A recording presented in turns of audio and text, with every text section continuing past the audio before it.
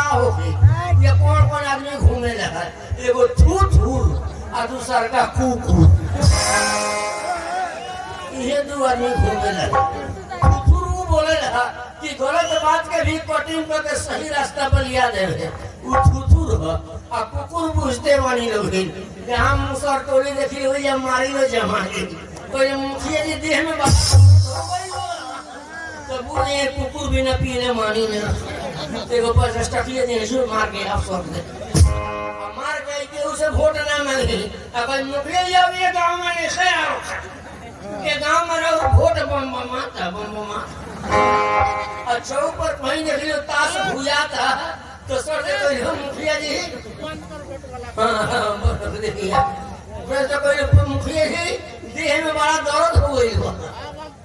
बड़ा दर्द हो गई तो मांस खाए के मन करता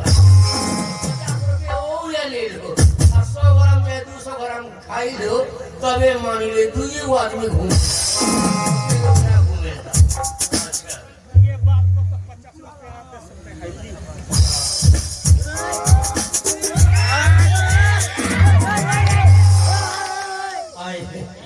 ये भैया देखिए हमरा के सब कोई पैसा ना देला कैसे कि हम डांसर तो हो ही ना डांसर लो तो आई रसर जो घुमाई लो अब कोई लोग उठा ले चक्का 200 रुपए लेकिन हमरा लगे कथी बजे हम कहीं चक्का 20 रुपए आई भैया की तरफ से 20 रुपए मिल गई बा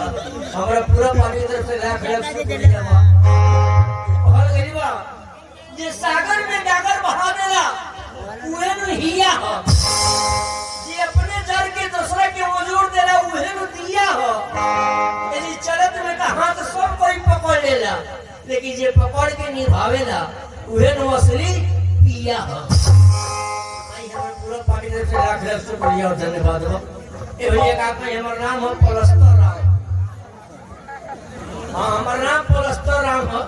8 दिन ना बीते हमरा देह में कहीं ना कहीं प्लास्टर हो जाला हम ऐसा पैसेंजर बनी आ देखिए हमारा मोबाइल देखे की आदत बा हम मोबाइल खरीदले नहीं थी हम दूसरे के मोबाइल में देखी ले आज हमरा पड़दारी में के मास्ताना जी के तरफ से मिलल बा गुमास्ता जी पटनहिया के तरफ से ये 20 रुपया बा रखल जाओ सरकार आई कहल गई बा कि इस दुनिया में कौन नहीं पैसे का यार है